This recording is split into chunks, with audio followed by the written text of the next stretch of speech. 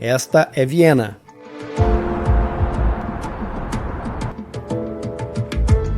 Não é capital tecnológica, centro financeiro global, nem cresce rápido. Mesmo assim, de alguma forma, ela quase sempre é classificada como a cidade mais habitável do mundo, repetidas vezes. O aluguel é acessível, o metrô prático, há áreas verdes e a cidade funciona. Mas como ela chegou a esse ponto?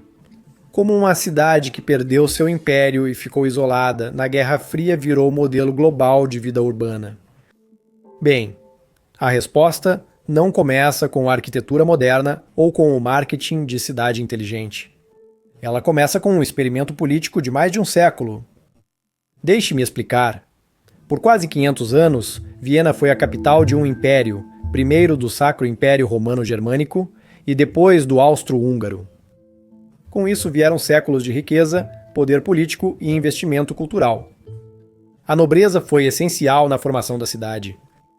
Nos séculos XVIII e XIX, famílias ricas disputavam a construção de grandes palácios chamados palais no centro da cidade.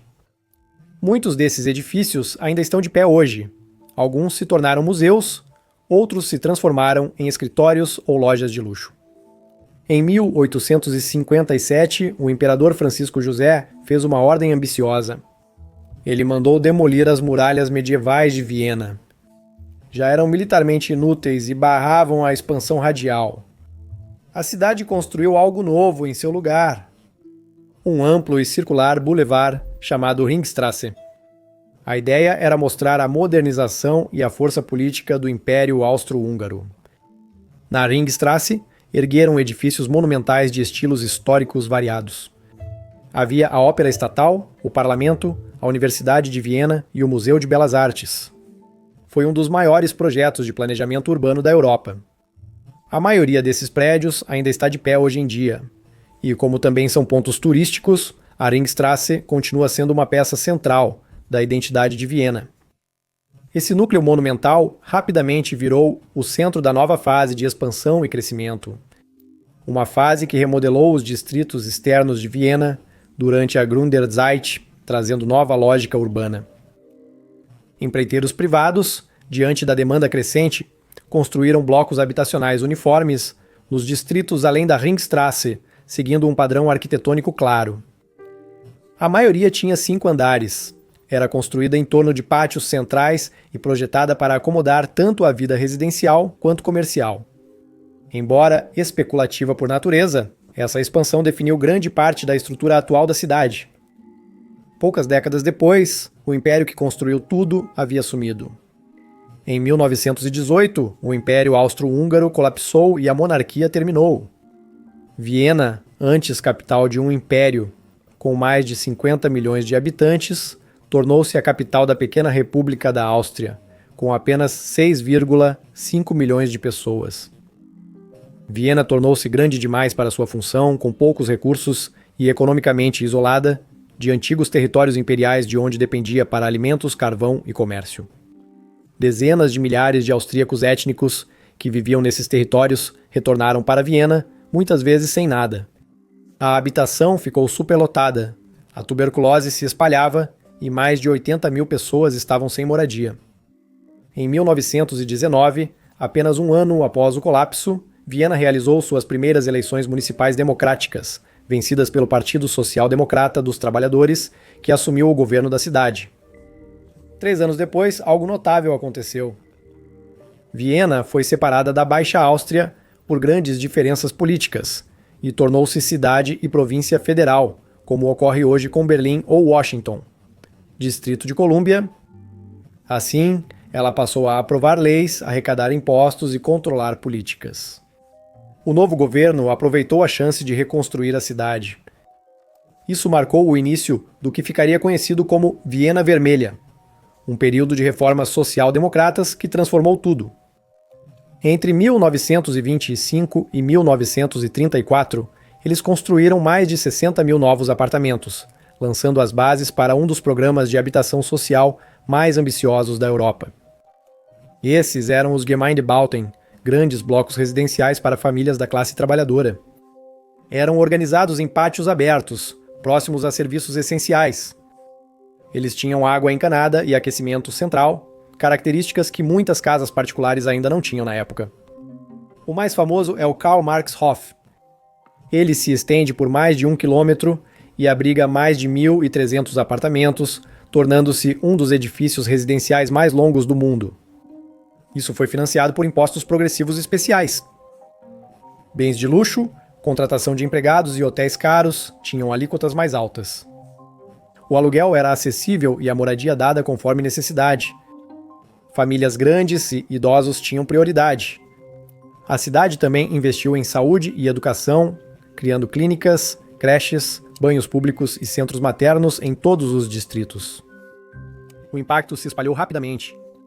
Entre 1923 e 1925, a mortalidade infantil caiu 40%.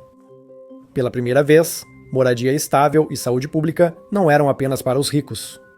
Infelizmente, tudo que é bom acaba, pois enquanto Viena melhorava, a Áustria como um todo se desintegrava. Os social-democratas nunca controlaram o governo nacional. Quando a Europa sentiu os efeitos da Grande Depressão, as tensões políticas entre esquerda e direita aumentaram. O chanceler Engelbert Dollfuss suspendeu o parlamento e passou a governar como ditador em 1933, encerrando a Viena Vermelha em 1934. A Áustria não sabia que em breve teria um ditador mais forte à porta. 12 de março de 1938. A Alemanha invadiu a Áustria. Apenas um dia depois, foi oficialmente anexada no que ficou conhecido como o Anschluss.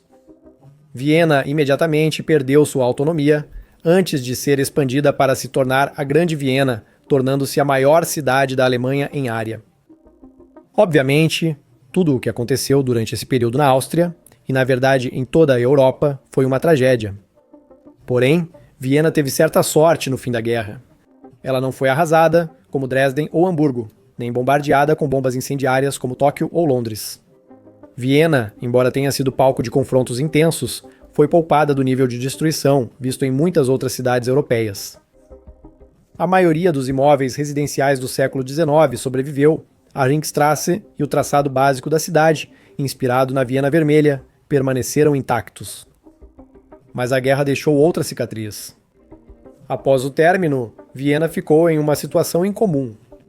A cidade foi dividida entre 4 potências estrangeiras: os Estados Unidos, o Reino Unido, a França e a União Soviética. Diferente de Berlim, ela não foi separada por um muro. Em vez disso, o centro histórico foi designado como uma zona internacional, administrada conjuntamente pelas 4 potências por meio de um comando rotativo conhecido como Comissão Aliada para a Áustria. A ocupação durou 10 anos, até 1955, quando o Tratado do Estado Austríaco restaurou a independência do país. De fora, Viena parecia parada no tempo e, de certo modo, estava. Embora a cidade não tenha sido destruída durante a guerra, ela também não estava se modernizando no mesmo ritmo que as capitais ocidentais depois. A neutralidade e ocupação de Viena a tornavam arriscada para grandes investimentos, e suas conexões históricas com Hungria, Balcãs e Boêmia agora estavam atrás da cortina de ferro. A população caiu e alguns diziam que a cidade estava presa entre 2 mundos: oriental para o ocidente, ocidental para o oriente. Mas é aqui que as coisas começaram a ficar interessantes. A preservação de Viena significou que o desenvolvimento especulativo foi mínimo. Quase tudo ficou intacto.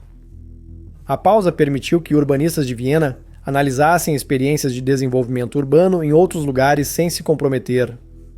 Quando a cidade recuperou sua soberania, estava bem informada e pronta para a próxima fase.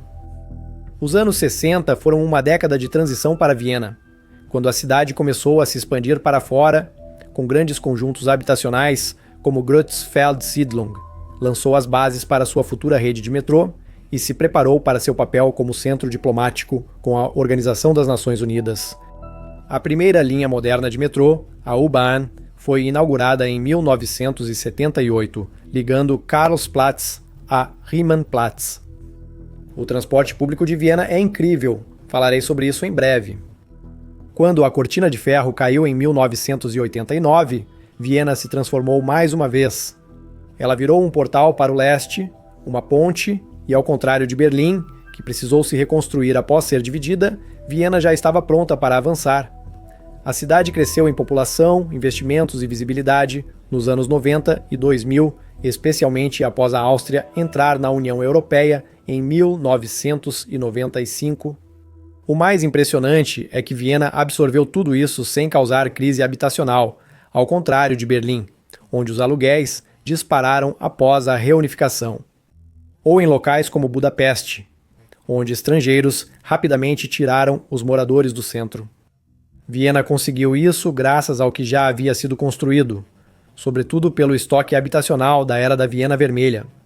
Hoje, mais de 60% dos moradores vivem em algum tipo de moradia municipal ou subsidiada em Viena. Moradias que não são de baixa qualidade. Para se candidatar, a renda máxima é de 70 mil euros para solteiros e 105 mil euros para casais, garantindo que o benefício vá para quem realmente precisa. Mas também transforma esses blocos em comunidades de renda mista, pois quando são só de baixa renda, geralmente há áreas subfinanciadas, estigma e mais criminalidade. Viena é uma das cidades mais seguras da Europa por um motivo. O centro do sistema moderno é o Fundo de Aquisição de Terras, chamado Bundesfonds Wien em alemão. Pode ser uma das ferramentas mais poderosas de Viena. Desde os anos 1980, a cidade compra e acumula terrenos como campos em Pousio, linhas de trem abandonadas e antigos terrenos de hospitais. Eles compram esses terrenos para garantir espaço para futuras habitações sociais, não para desenvolver de imediato. Hoje, a reserva cobre mais de 3 milhões de metros quadrados. Quando a cidade vai construir, só licita o terreno para incorporadoras sem fins lucrativos ou cooperativas. Se formos comparar os preços entre Viena e outras cidades, bem, Viena é incrivelmente barata. Se compararmos a porcentagem da renda consumida com Nova York, é bem menor. Mas chega de falar sobre moradia, e quanto ao resto? O transporte público deles é sem dúvida um dos melhores da Europa. Em Viena, 34% das viagens são feitas de transporte público, bem mais que os 25% de carro. Tem melhorado continuamente ao longo dos anos. Aqui está um mapa combinado do U-Bahn, do S-Bahn e de alguns dos Badner-Bahns, que é como um sistema híbrido de bonde-trem. O U-Bahn, com 5 linhas e 98 estações, transporta 400 milhões de passageiros por ano no centro de Viena. A cada 2 a 5 minutos, nos horários de pico, das 5H a 1H e 24H por dia nos fins de semana. O S-Bahn, que o complementa oferecendo serviços suburbanos de transporte para dentro e através de Viena, possui 10 linhas e 181 estações, 52 das quais estão diretamente em Viena, transportando 300 mil pessoas diariamente. A Badner-Bahn, como eu disse, é uma espécie de híbrido entre trem e bonde. Seu objetivo é conectar Viena a várias cidades satélites na Baixa Áustria. Mas ao mesmo tempo, uma vez dentro da cidade, ela funciona mais como um bonde do que qualquer outra coisa. Ela tem um número relativamente pequeno de passageiros diários, de 35 mil pessoas. Mas aqui está a questão.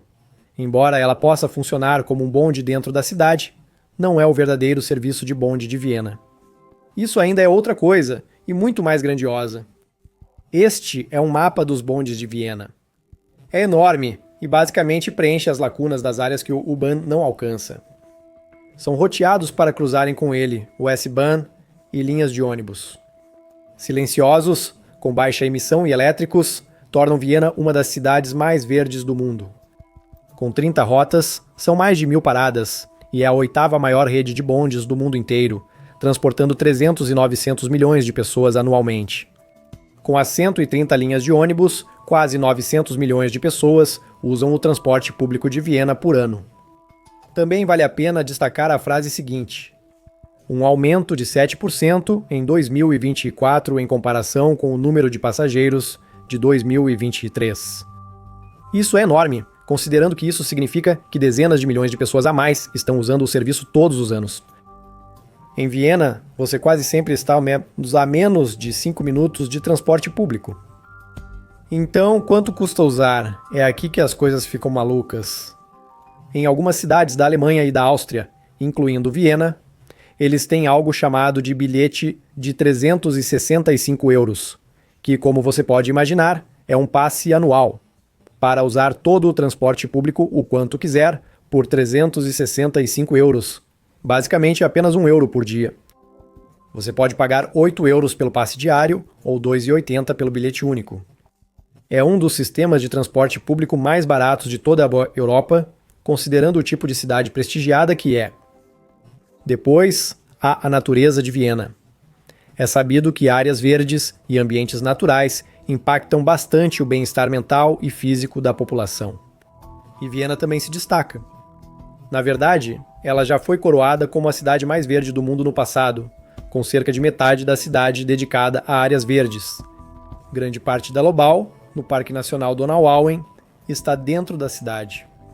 Com parte da floresta de Viena na periferia, a capital tem uma reserva da biosfera, reconhecida pela Organização das Nações Unidas para a educação, a ciência e a cultura. Raras grandes cidades têm isso. Por fim, precisamos abordar a limpeza de Viena, especialmente quando existem cidades como Paris. Sem ofensa a Paris. Na verdade, Viena tem a cultura de limpeza de Tóquio. A cidade possui mais de 21 mil lixeiras e mais de 1.200 cinzeiros próprios. Moradores podem denunciar descarte ilegal pelo app da cidade, e quem for pego jogando lixo recebe multa de 36 euros. E essas multas não são apenas simbólicas. Viena tem suas próprias tropas de limpeza, grupos, mais de 600 funcionários e agentes da cidade encarregados de manter a ordem pública. O MA48 Departamento Central de Gestão de Resíduos opera em mais de 120 locais e gerencia um eficiente sistema de coleta e reciclagem de lixo. Enquanto em muitas cidades, como Bruxelas, por exemplo, existem 20 administrações diferentes de limpeza, das quais a maior também funciona muito mal. É por tudo isso que Viena é incrivelmente bem administrada, embora em 2025 Copenhague tenha quebrado sua sequência de ser eleita a cidade mais habitável.